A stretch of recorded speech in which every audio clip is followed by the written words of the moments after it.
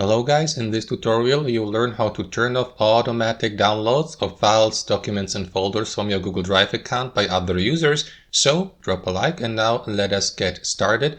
Alright, so head over to Google Drive, and for the sake of this tutorial let us share a file from my drive here to the left. So simply pick a file you would like to share. For the sake of this tutorial I'm going to share that one here. So right click on it, select share, hover your mouse over it and click on share here to the right.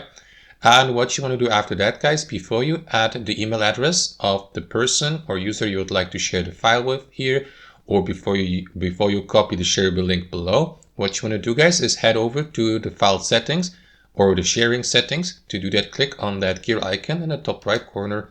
And after that, all you need to do, guys, make sure that this option here at the bottom, viewers and commenters can see the option to download, print and copy. Make sure that this option is turned off so that viewers and commenters will not have the option to download the shared file from Google Drive. And that's basically it.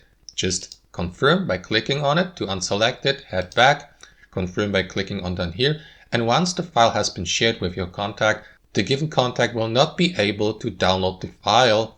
And that's it, guys. I hope this video was helpful and we'll catch you later.